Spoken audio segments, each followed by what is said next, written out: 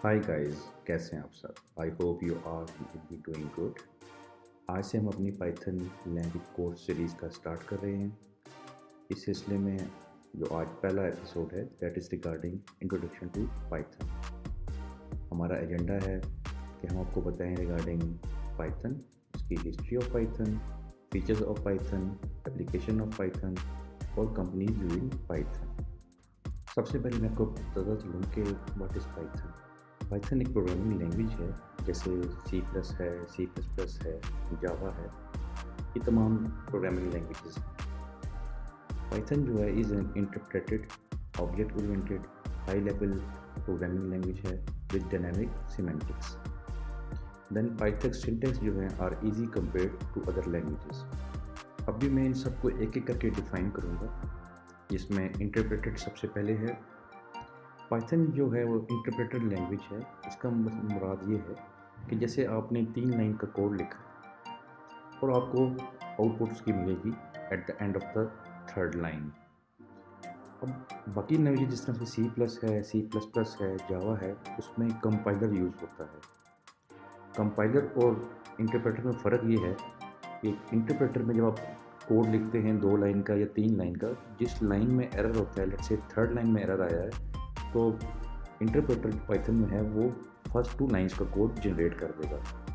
लेकिन अगर आप सी प्लस या जावा में काम करें जो कि कंपाइलर बेस्ड है, तो वहाँ पर जिस लाइन में एरर आएगा वो पूरा कोड को एग्जीक्यूट नहीं करेगा। आपको पूरा तमाम कोड जहाँ पे एरर्स हैं वो आपको ठीक करने पड़ेंगे, तभी आप आउटपुट हासिल कर सकेंगे उस कोड की। Next is object oriented. Object oriented का मतलब क्या है कि पाइथन में प्रोग्राम ऑब्जेक्ट और क्लास की बेस पर बनता है।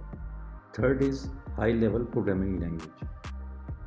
पाइथन में जब आप कोड लिखते हैं तो उसमें आप इंग्लिश यूज़ करते हैं, उसमें आप नंबर्स यूज़ करते हैं। मिसाल के तौर पे a इज़ इक्वल टू 10।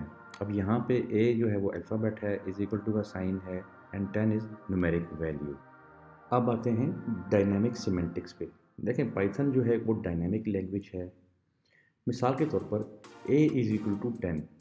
अब यहाँ पे हमें बड़ा क्लियर है कि 10 जो है वो न्यूमेरिक वैल्यू है, लेकिन पाइथन ये प्रोग्रामिंग लैंग्वेज के अंदर 10 जो है उसको हम कहते हैं इंटीजर वैल्यू, जिसमें न्यूमेरिक वैल्यूज़ आती हैं। जो आप इसको रन करेंगे तो ऑटोमेटिकली पाइथन जो है वो a की वैल्यू के अंदर 10 की वैल्यू को ऐड कर देगा कि a इज़ इक्वल टू 10। जबकि दूसरी लैंग्वेज के अंदर आपको डिफ़ाइन करना पड़ता है वेरिएबल के अंदर कि आप कौन सी वैल्यू यूज़ कर रहे हैं। इंटीजर यूज़ कर रहे हैं जिसको मैंने बताया था न्यूमेरिक वैल्यू, या आप स्पेशल कैरेक्टर यूज़ कर रहे हैं, या आप सिंबल्स यूज़ कर रहे हैं। तो डायनामिक सिमेंटिक्स का मतलब ये कि ये ऑटोमेटिकली खुद ही रीड कर लेता है पाइथन कि आपने कौन सा वैल्यू यूज़ किया है, न्यूमेरिक वैल्यू यूज़ की है, अल्फ़ाबेट यूज़ किया है या सिंबल यूज़ की है। अभी हमारा नेक्स्ट पॉइंट है Python syntax are easy compare to other language. देखें आपने एक लेट से एक कोड जनरेट करना है कि आपने 2 वैल्यूज़ को ऐड करना है, a is equal to 10, b is equal to 20। तो पाइथन में सिंपली आप प्रिंट लिखेंगे, इसके बाद थर्ड लाइन में bracket open a plus b bracket close, और आप इसको रन करेंगे तो आपके पास ऑटोमेटिकली 30 आंसर इसका आ जाएगा। It is very easy language Python as compare to other languages. अब हम आते हैं हिस्ट्री ऑफ पाइथन के ऊपर। Python was introduced by Guido van Rossum in 1989, और इसका फर्स्ट वर्जन जो आया था वो आया था इन 1991 में। 1994 में पाइथन 1.0 रिलीज़ हुआ था, जिसमें नए फीचर्स ऐड किए गए थे, मैप, फिल्टर एंड लैम्डा। उसके बाद पाइथन 2.0 वाज रिलीज इन 2000 में। उसमें मज़ीद फीचर्स ऐड किए गए जिसमें कंप्रीहेंशन, गार्बेज कलेक्शन सिस्टम। और पाइथन 3.0 रिलीज़ हुआ 2008 में, जो कि अभी तक यूज़ हो रहा है। अब हम आते हैं फीचर्स ऑफ पाइथन पे। इसमें सबसे पहले है पाइथन जो है वो बहुत इजी टू लर्न है और उसका इस्तेमाल इम्प्लीमेंट करना बहुत ही इजी है। Next is open source. Open source का मतलब ये है कि पाइथन को आप फ्री डाउनलोड कर सकते हैं फ्रॉम python.org से, और उसके बाकी फीचर्स भी फ्री हैं। ब्रॉड स्टैंडर्ड लाइब्रेरी का मतलब है कि इसमें बहुत सी लाइब्रेरीज़ हैं जो कि फ्री हैं।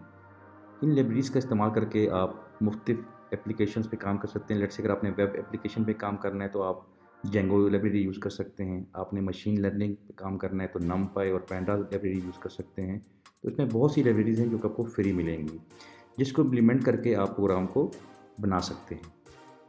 क्रॉस प्लेटफॉर्म का मतलब है कि आप इसको किसी भी ऑपरेटिंग सिस्टम में काम कर सकते हैं। जैसे आपने विंडोज़ में काम किया तो आप इसकी फ़ाइल को लिनक्स में भी इस्तेमाल कर सकते हैं। तो ये दोनों प्लेटफॉर्म पर काम करेगा। वर्क ऑन इंटरप्रेटर लॉजिक, जैसा आपको मैंने पहले भी बताया था कि ये इंटरप्रेटर बेस्ड प्रोग्रामिंग लैंग्वेज है। इसमें लाइन बाय लाइन आप कोड लिखते हैं और कंप्यूटर जो है वो इसको लाइन बाय लाइन रीड करता है और आपको आउटपुट देता है।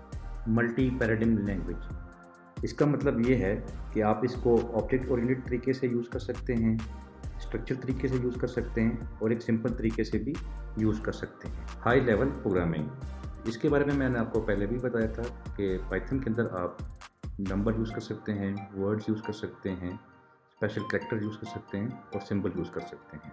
एक्सटेंडेबल लैंग्वेज, इसका मतलब ये है कि पाइथन को आप दूसरी लैंग्वेज के साथ कंबाइन करके रन कर सकते हैं।